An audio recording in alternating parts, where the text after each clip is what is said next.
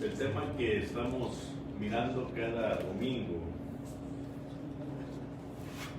es en referencia a nuestro Dios, a nuestro Creador, conociendo a Dios. Es muy importante que cada uno de nosotros preste toda la atención a lo que es el tema de Dios, porque es el tema más importante de todos los temas en la Biblia. Dios es el centro de todo nuestro ser, de todo lo que nosotros hacemos aquí en esta tierra, hermanos. Todo es y debería de ser para nuestro Dios.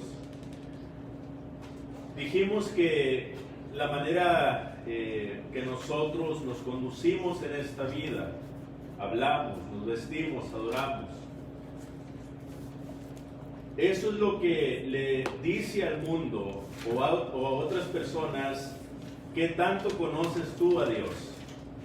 Cuando tú conoces bien a Dios, tu manera de hablar, tu manera de pensar, tu manera de sentir, tu manera de vestir, tu manera de dirigirte hacia otros, tu manera de adorar, va a cambiar y va a impactar a todo ser viviente que mora aquí en esta tierra.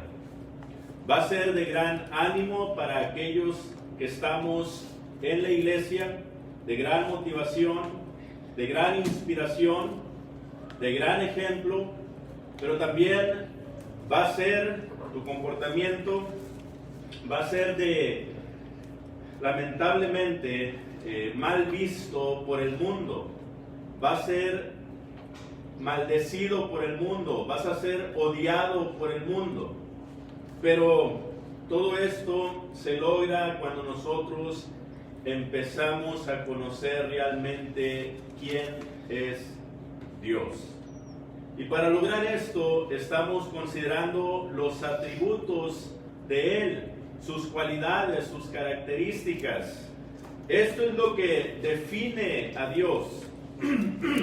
Y lo primero que consideramos concerniente a este tema fue su aceidad. Decíamos, hermanos, que aceidad simplemente quiere decir que Él existe por sí mismo. Nadie le dio la existencia. Él siempre ha sido. Él no tiene principio y no tendrá fin. Él es por sobre todas las cosas. Y el siguiente tema que vamos a considerar en esta ocasión, vamos a hablar concerniente a la soberanía de Dios. La soberanía de Dios. ¿Qué es soberanía? Vamos a dar una definición y después vamos a dar una definición bíblica para ver si esto que mencionamos aquí es veraz. Soberanía, hermanos, nos dice el diccionario lo siguiente: que se gobierna a sí mismo sin estar sometido a otro. También nos dice que tiene todo el poder, toda la autoridad sobre cualquier otro poder o autoridad. Por otro lado, hay también quienes dicen que soberanía es lo siguiente: que Dios tiene todo el poder y toda la autoridad hasta el punto de poder anular todas las demás o todos los demás poderes y autoridades. También dice, nada puede detener, esto quiere decir que nada puede detener exitosamente cualquier acto, evento o propósito que Dios tiene la intención de lograr. Él es por sobre todas las cosas. Él es superior a todo. No hay nada por encima de Él. Él es el que reina por sobre todas las cosas, tanto visibles como invisibles. Esa es la soberanía de Dios. En una declaración general, la Biblia nos enseña esta verdad que acabamos de decir. Cuando vamos a Job capítulo 42 y versículo 2, Job, hermanos, es el libro que nos habla precisamente de este tema, la soberanía de Dios. Ese es el tema central en el libro de Job. Y Job nos da una definición bastante clara concerniente a su sabiduría. Nos dice, y lo voy a leer en estas tres versiones, que son un poco más claras y acertan un poco más concerniente a esta definición de soberanía. Por ejemplo, la Biblia de las Américas nos dice lo siguiente: yo sé que tú puedes hacer todas las cosas y que ningún propósito tuyo puede ser estorbado. Otra de las versiones nos dice: sé que todo lo puedes y nadie es capaz de detenerte. Nadie. Por último, dice esta versión: yo sé bien que tú lo puedes todo, que no es posible frustrar ninguno de tus planes. Esto, según la Biblia, hermanos, en una declaración general, es la soberanía de Dios. Por si no le quedó claro, nos dice Daniel en el capítulo 4 y versículo 35: todos los habitantes de la tierra son considerados como nada, y Él hace según su voluntad en el ejército de los cielos y en los habitantes de la tierra, y no hay quien detenga su mano y le diga: ¿qué haces? Hermanos, este es un Dios soberano. Él es el supremo, Él es el Rey de reyes, Él es el Señor de señores. Y dice Daniel: todos los habitantes de la tierra somos considerados como nada al lado de Él. Cualquier autoridad que tú puedas tener, ya sea en el trabajo, en tu casa o en la vida cotidiana, no es comparación ni en lo más absoluto de la autoridad que Dios tiene por sobre ti y por sobre todas las cosas. A veces nosotros nos jactamos porque tenemos una buena posición en nuestro trabajo, porque tenemos una posición dentro de la congregación, porque tenemos una posición dentro de la vida cotidiana. Pero déjame decirte que no importa cuánto te jactes, Dios siempre va a ser sobre ti, y eres considerado para Él en cuanto a autoridad como nada.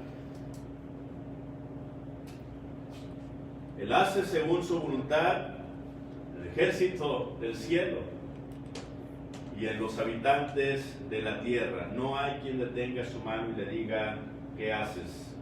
También Isaías 46, 9 y 10, hermanos. Este es un pasaje tremendo, un pasaje impactante, un pasaje que nos debería hacer caer de rodillas ante su presencia. Dice: acordaos de las cosas pasadas desde los tiempos antiguos, porque yo soy Dios y no hay otro Dios, y nada hay semejante a mí, que anuncio lo porvenir desde el principio y desde la antigüedad lo que aún no era hecho, que digo: mi consejo permanecerá y haré todo lo que quiera.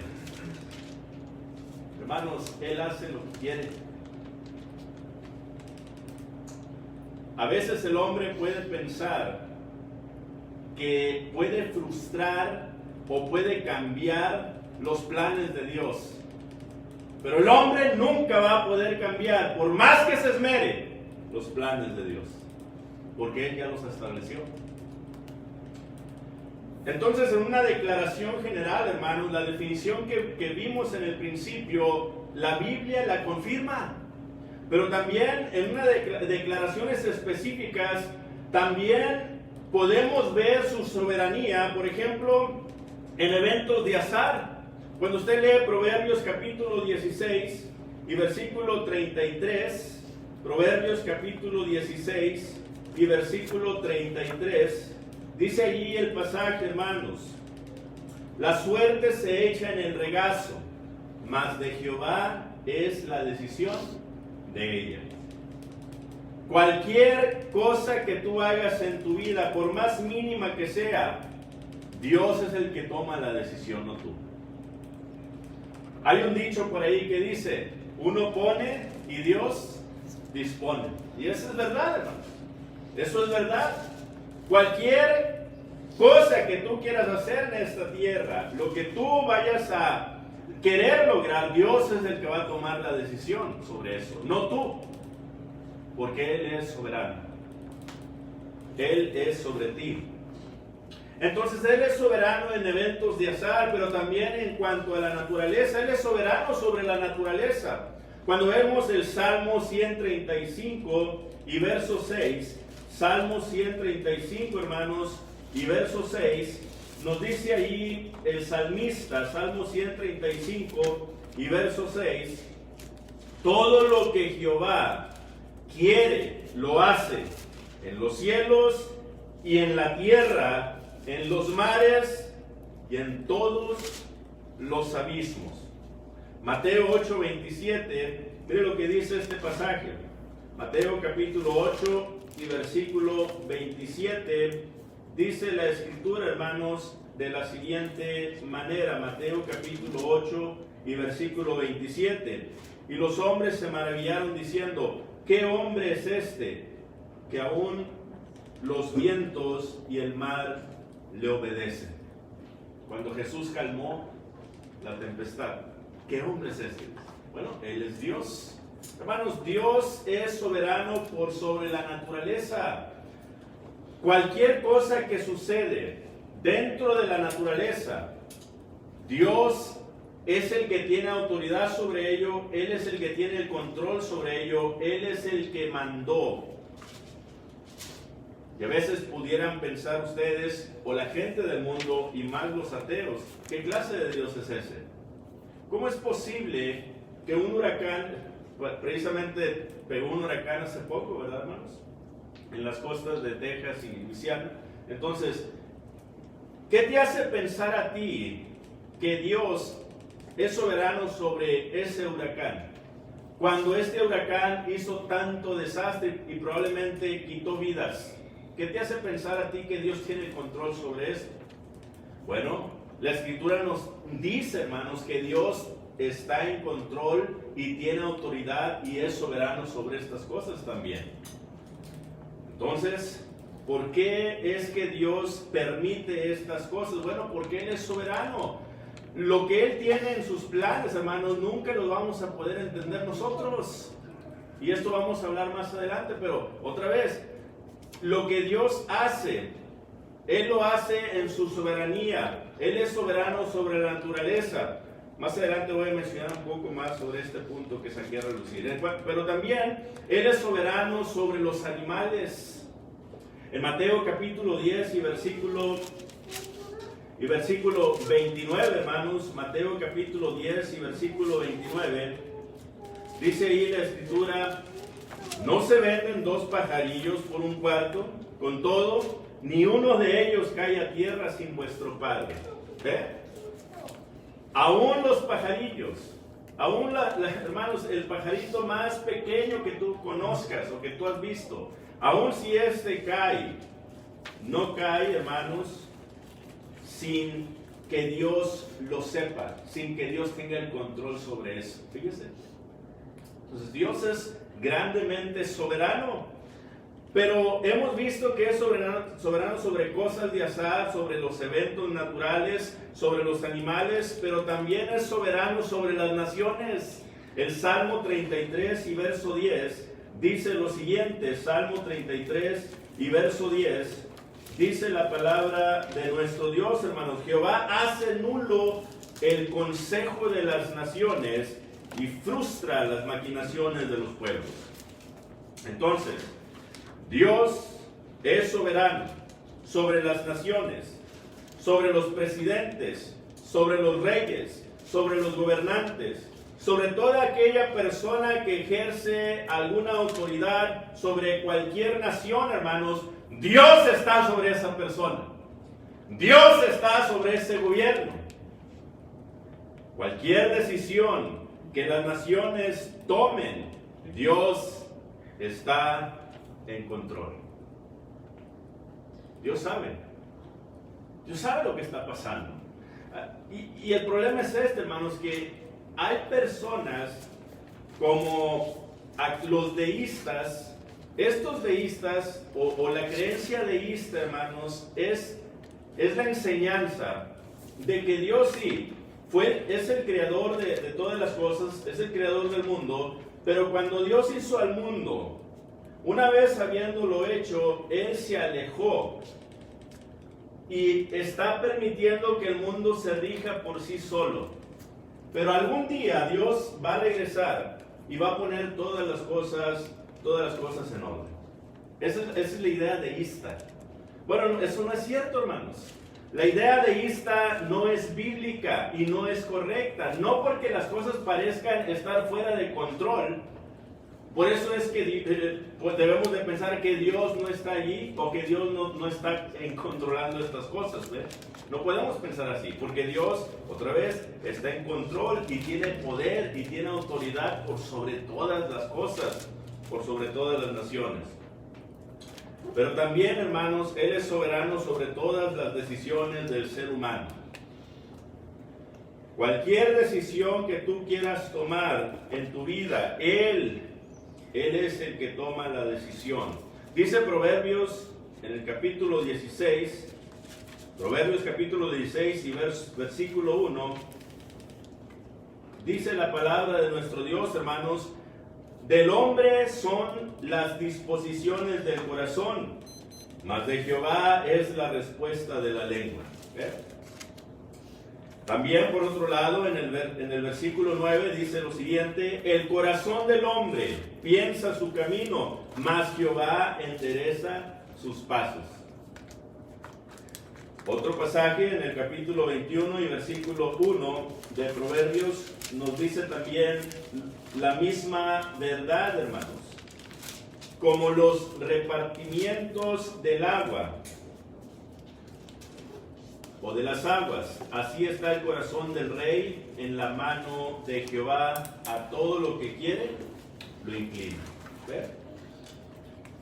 Entonces, Dios está en control sobre todas estas cosas.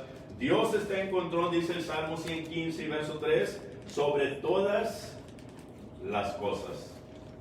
Él está en control, hermanos, sobre todas las cosas. Voy a mencionar dos puntos de interés en cuanto a la soberanía de Dios. Primero, la soberanía de Dios es gobernada por su sabiduría. Esto, hermanos, necesitamos verlo con claridad. La soberanía de Dios es gobernada por su sabiduría. Dice Romanos 11:33, el pasaje del apóstol Pablo que nos menciona aquí es un pasaje, hermanos, bastante importante. Y el apóstol Pablo lo dice con una exclamación para que penetre hasta el corazón de las personas y logren entender lo siguiente: oh profundidad de las riquezas, de la sabiduría y de la ciencia de Dios, cuán insondables son sus juicios e inescrutables sus caminos. Hermanos, Dios está rico en sabiduría. Una sabiduría profunda, tan profunda, hermanos, que nunca vamos a lograr nosotros entenderlo. Nunca. Es como si un microbio quisiera entender, hermanos, a una computadora. Esto es imposible. No se puede. Hermanos, nosotros nunca vamos a poder entender la sabiduría de Dios, pero tenemos que entender una cosa, que la soberanía de Dios, hermanos, está siendo gobernada por su sabiduría, y esto debe de darnos a nosotros, hermanos, un gran consuelo en nuestro corazón. ¿Por qué? Porque Dios nunca va a permitir que sucedan cosas sin tener algún propósito. Nunca. Nosotros en ocasiones nos quejamos, nos lamentamos, nos sentimos, hermanos, inmensamente tristes y sin esperanza por cosas que nos suceden. Y en ocasiones nos preguntamos, pero ¿por qué me están pasando estas cosas a mí? Si yo soy cristiano, si yo le sirvo a Dios, si yo hago su voluntad, ¿por qué me hace sufrir de esta manera? ¿Por qué tengo esta horrenda enfermedad? ¿Por qué perdí a mis seres queridos? ¿Por qué es que perdí mi trabajo? ¿Por qué no tengo dinero? Y empezamos, hermanos, a quejarnos de Dios. Y no logramos entender su soberanía. Y no logramos, mucho menos, entender su sabiduría.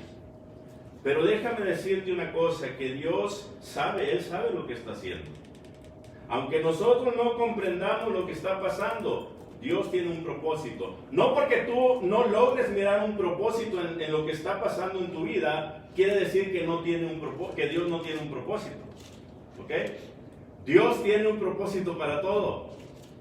Hermanos, yo lo sé, yo estoy igual que ustedes, en la misma posición. A veces, y todavía, hermanos, me pregunto, ¿por qué?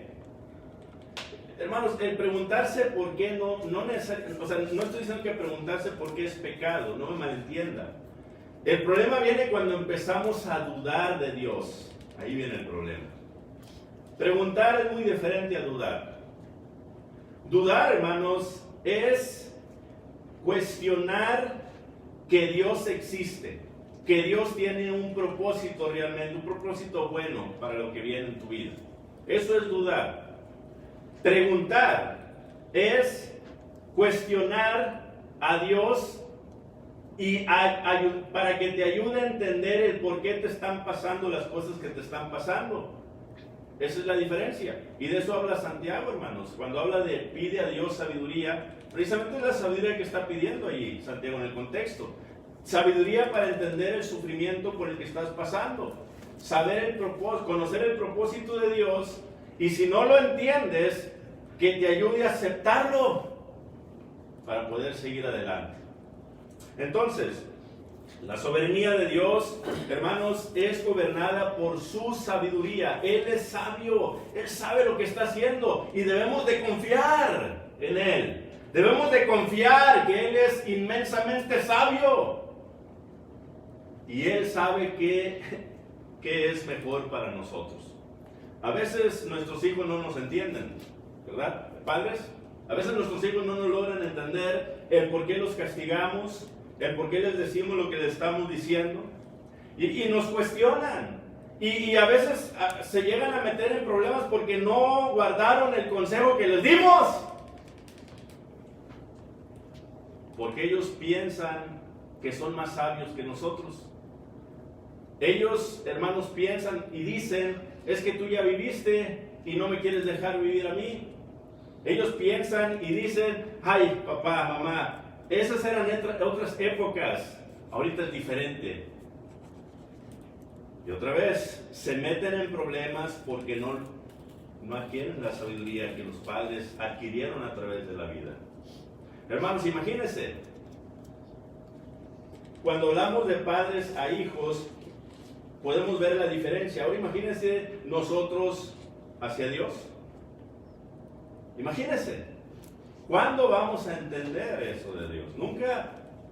Pero, por otro lado, tenemos que confiar. Hay que confiar.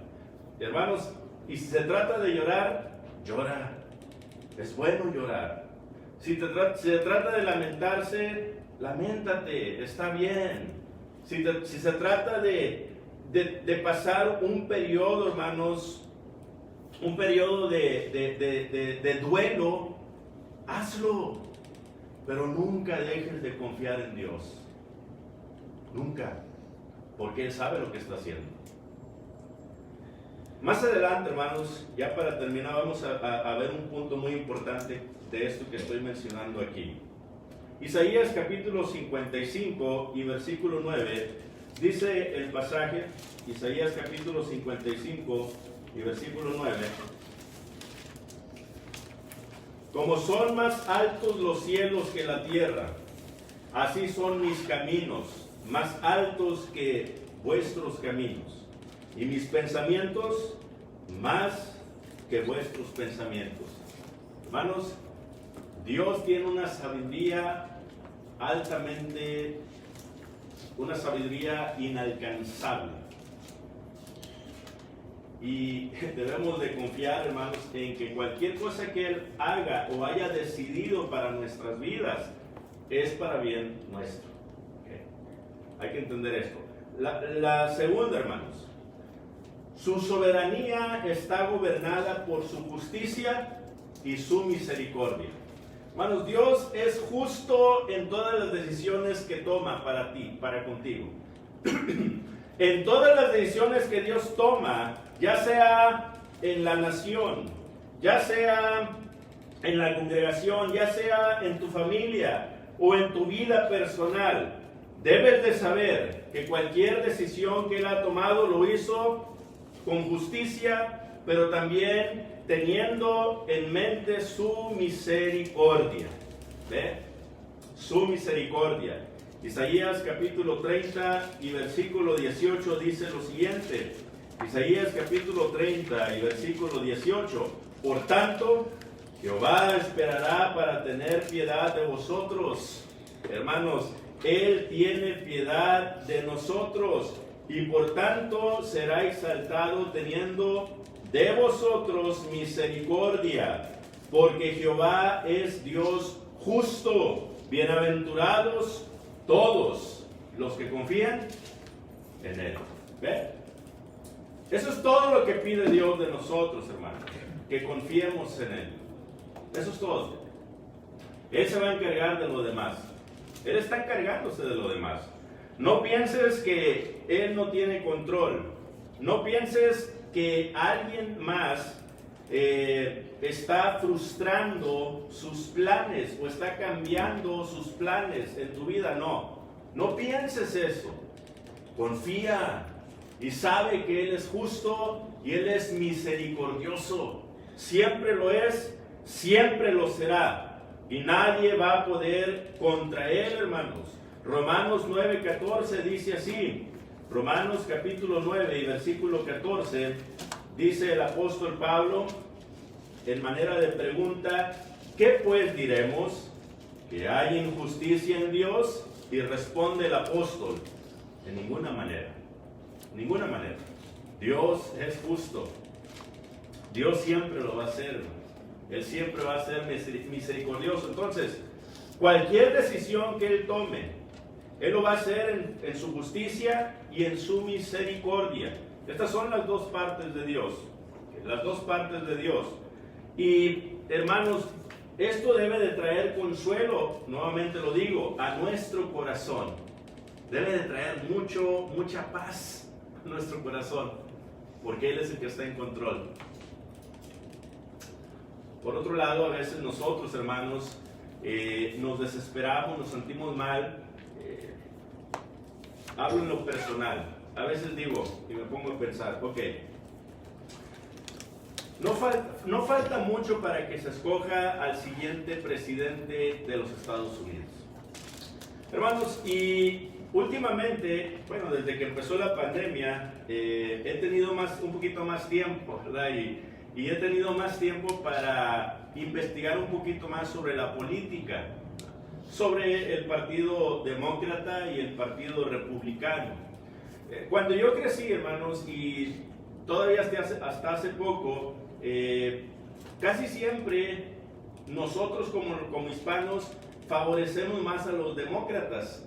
Eso es lo que al menos hablo en lo personal, lo que a mí se me enseñó, a lo mejor no por medio de mis padres, pero sí por medio de maestros, etcétera, que a favorecer a los demócratas.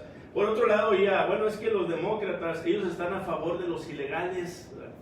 Entonces ellos, pues entonces eso es bueno, ¿verdad? Es bueno que estén a favor de las personas que no tienen papeles. Bueno, mi papá no tenía papeles, tengo hermanos que no tenían papeles. Entonces decía yo, bueno, eso es bueno. ¿Y es bueno, hermanos? Pues sí, eso es bueno, que se preocupen por los que no tienen para poder lograr darles una amnistía y poder arreglar. ¿Ve? Eso es bueno. Pero yo solamente tenía eso en mi mente. Solamente. Después, cuando empecé a estudiar, como les digo, apenas este año, ¿verdad? Empecé a estudiar un poquito más sobre estos dos partidos. Y me di cuenta de una verdad, hermanos, que yo no había visto anteriormente, que los demócratas son los que más han mandado a sus países a la gente ilegal que los republicanos. Eso es algo cierto. Fíjese, cuando entró el presidente Obama de presidente, él es demócrata. Empecé yo a trabajar en una detención, hermanos, donde es una detención de ilegales. Ese es donde yo trabajaba. Y cuando llegamos ahí, hermanos, nos juntaron. Y el capitán nos dijo lo siguiente: miren, les voy a dar una mala noticia.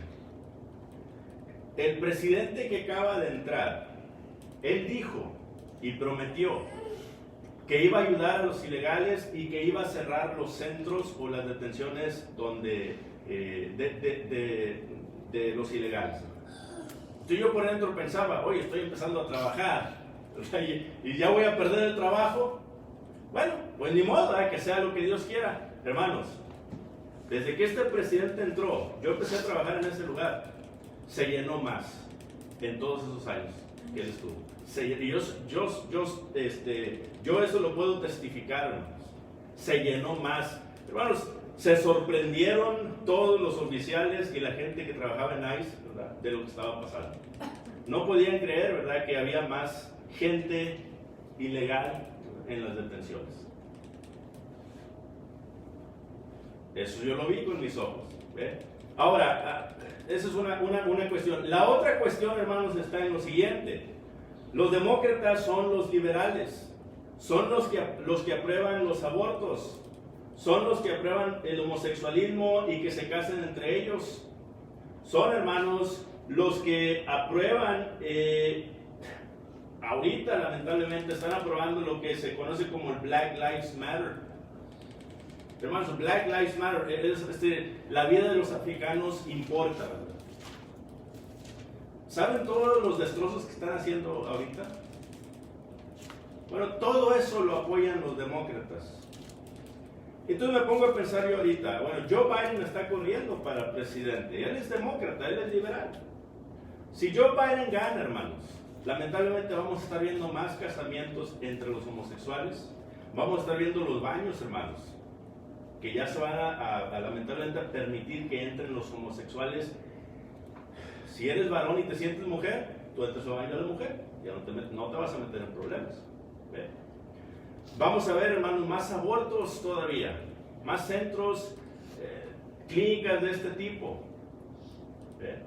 Y hay más cosas que no quiero mencionar por causa del tiempo, pero el punto es ese, hermano. Los republicanos están en contra de todo esto.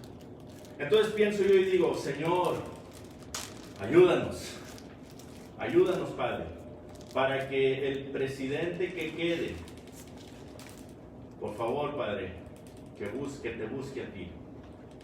Pero por otro lado, hermanos, cuando estudio este tipo de tema, la soberanía de Dios, me doy cuenta que Dios, gane quien gane, Dios siempre va a estar en control. Siempre, siempre. No importa lo que pase, el punto está en que Dios siempre está en control. Él mira, hermanos, el fin, Él está viendo el fin. Nosotros estamos viendo aquí, hermanos, mientras vamos caminando, pero él ya está viendo la meta. Él ya está allá en la meta. Él ya sabe lo que está pasando y Él está en control. Estas dos historias son historias que nos revelan la soberanía de Dios. Y aquí vamos a concluir, hermanos. Podemos hablar mucho más sobre este tema. Es un tema vasto que nunca vamos a poder acabar, hermanos, porque toda la Biblia nos habla largo y tendido sobre la soberanía de Dios. Pero la historia de José es una historia que todos conocemos, que todos hemos leído, hermanos, y desde chiquitos nos han enseñado en cuanto a este personaje de José. José lo encontramos o lo empezamos a mirar ahí en Génesis 37. Pero este pasaje del capítulo 50, versículos 19 y 20, mire lo que dice allí.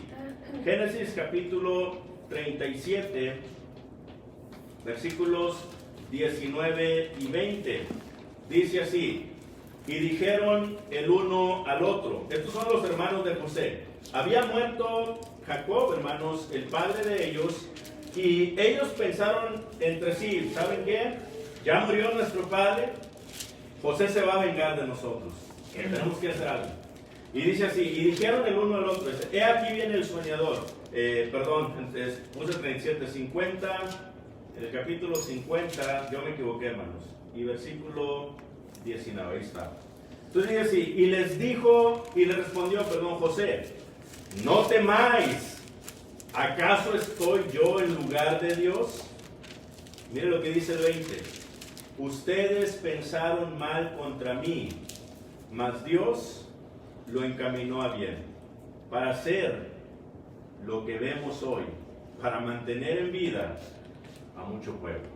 Hermanos, Dios no transforma lo malo en bueno. Nunca pensemos eso. ¿Okay? Dios nunca va a transformar lo malo en bueno. Porque a veces lamentablemente se puede pensar así. No. Todo lo que Dios hace, hermanos, en su soberanía, Él lo establece y lo realiza. Le da el libre albedrío al ser humano para que él escoja hacer o no hacer las cosas, pero por otro lado, Él está controlando toda la situación. En el caso de los hermanos de José, José no les dijo, no se preocupe, no hay problema, lo que ustedes hicieron no vale la pena ni mencionarlo, no. José les dijo, lo que ustedes hicieron estuvo muy mal. ¿Ven? Les señaló el pecado que ellos hicieron. Lo que ustedes hicieron muy mal. Lo que ustedes pensaron de mí, lo pensaron muy mal. Lo que ustedes tenían en su corazón, ese odio tan profundo hacia mí, eso estaba totalmente mal. Y José lo señala. Pero también dice José, miren, yo no soy Dios. Y por otro lado, lo que ustedes pensaron contra mí, Dios lo encaminó para bien. Él lo encaminó para bien. Eso es la soberanía de Dios. Hermanos, José logró entender al final de su vida que Dios siempre estuvo en control de todo. ¿Ve? Siempre. No importó, hermanos, si a él lo vendieron, a los madianitas o a aquellos que iban rumbo a Egipto, hermanos. No importó eso. Sí le dolió, sí, hermanos, porque eran sus hermanos, se supone que era su familia, y lo vendieron, lo menospreciaron. Y luego después, hermanos, llegó al palacio de Potifar, donde tenía una mujer, la cual puso sus ojos en José. Y cuando las cosas parecían estar bien en la vida de José, hermanos, ¿qué es lo que sucedió? Lamentablemente, por causa de que esta mujer lo habló mal en contra de José, hermanos, lo pusieron en la cárcel. Y José ahí estuvo sufriendo en la cárcel. Entra el panadero y el copero y los encierran en la misma cárcel. Tienen un sueño y José les revela el sueño.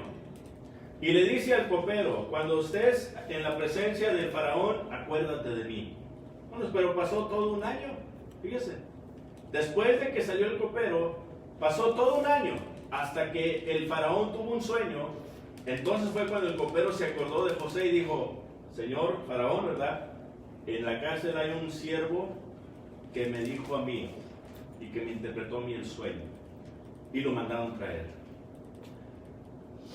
A tal grado, hermanos, que José se establece como el segundo del faraón. Todo esto que pasó José, todo este sufrimiento que pasó José, hermanos, al final de su vida él dice, miren, yo sé que pasaron muchas cosas malas en mi vida. Yo sé que ustedes como mis hermanos, y estuvo mal lo que ustedes pensaron, lo que ustedes hicieron, totalmente mal, pero Dios lo encaminó para bien. En otras palabras, le estaba diciendo José, yo le doy gracias a Dios por todas las cosas que me pasaron. Ahora comprendo su propósito. ¿Ve? Entonces, si tu hermano no te ama, si tu hermano te odia, si tu hermano te desprecia, tienes que saber que a José también lo despreciaron. Y fíjate dónde llegó José. Y mira cómo es que José vino no a vengarse de sus hermanos, sino a ayudarlos. ¿Cómo se sentirían sus hermanos, hermanos? Totalmente agradecidos con José, profundamente agradecidos. Ahora, eso es en cuanto a la historia de José. La historia de Job, también la conocemos bien, hermanos. Job pierde todas sus propiedades, todos sus animales, hermanos, y pierde a todos sus hijos. A todo lo perdió, hermanos, en cuestión de horas.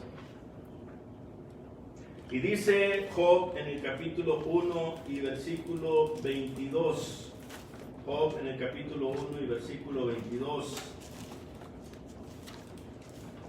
En todo esto no pecó Job, ni atribuyó a Dios despropósito alguno. ¿Ves? Dice Job, hermano, dice, bueno, si me pasó esto, es porque Dios tiene un propósito. Hermanos, imagínense, o sea, cuando yo leo esta historia, honestamente me pongo a pensar y digo, qué gran fe, qué gran confianza y qué gran amor tenía Job a Dios. Era un hombre íntegro, totalmente, hermanos, entregado totalmente a Dios. Para que haya dicho lo que dijo, Señor, lo he perdido todo, pero yo sé que tú tienes un propósito. Hermanos, qué grande era la fe de Job. Pero otra vez, no solo esto, sino que vemos más adelante que le pega una gran enfermedad en su cuerpo. Una sarna que él no podía, hermanos, resistir, y agarraba un tiesto y estaba acostado entre ceniza y se rascaba todo el día y toda la noche se rascaba y él no dormía. Y luego viene su mujer y le dice, ¿aún mantienes tu integridad? Ya basta ya. Maldice a Dios y muérete. ¿Cómo puedes estar así? ¿Cómo puedes seguir soportando todo eso? Es demasiado. Y Job, hermanos, le dice, como cualquier mujer, fato has hablado. Y él siguió confiando en Dios. Hermanos, fue tanto su sufrimiento que, otra vez, él sí cuestionó a Dios. No vamos a decir que no. Dice el capítulo 7 y versículo 20, Job capítulo 7 y versículo 20. Ya vamos a terminar, hermanos. Job capítulo 7 y versículo 20, dice Job. O sea, honestamente, él ya no entendía por qué estaba pasando por donde estaba pasando. Le dice Job, si he pecado, ¿qué puedo hacerte a ti, oh guarda de los hombres? ¿Por qué me pones por blanco tuyo hasta convertirme en una carga para mí mismo? ¿Se ha sentido usted una carga a su familia? Se siente horrible, hermanos. Sentirte una carga, eso es algo horrible. Sentirte que no sirves para nada, eso es un sentimiento de lo más horrible que puede haber. Imagínate que tú cuidas a tu familia y te quedas inválido, o te quedas inmóvil, vegetal, y tu esposa te tiene que dar de comer en la boca y bañarte y limpiarte. ¿Cómo te sentirías?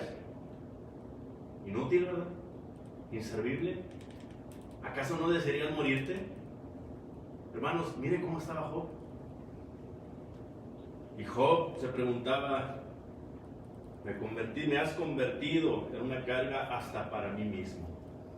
Hasta para mí.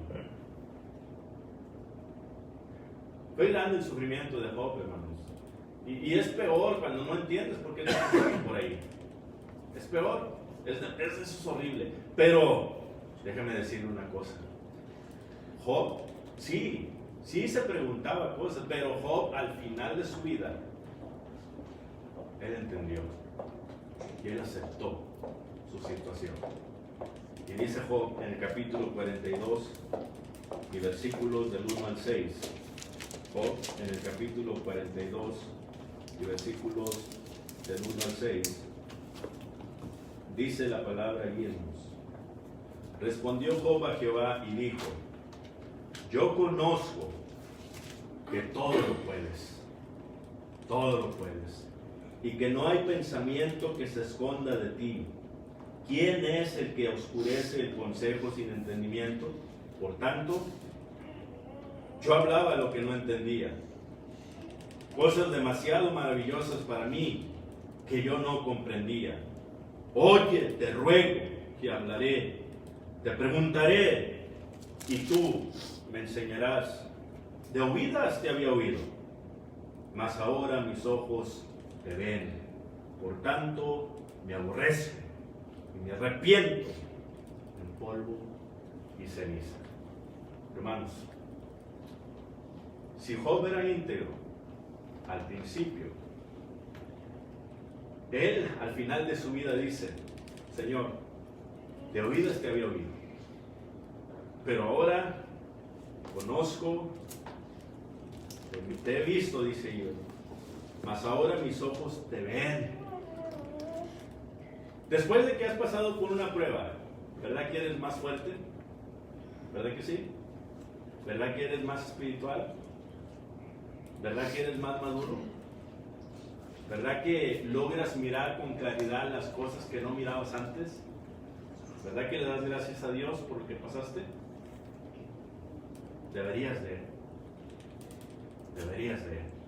Si no lo haces es porque lamentablemente aún no has entendido la soberanía de Dios. Dios es soberano, hermanos. Él es sobre todas las cosas.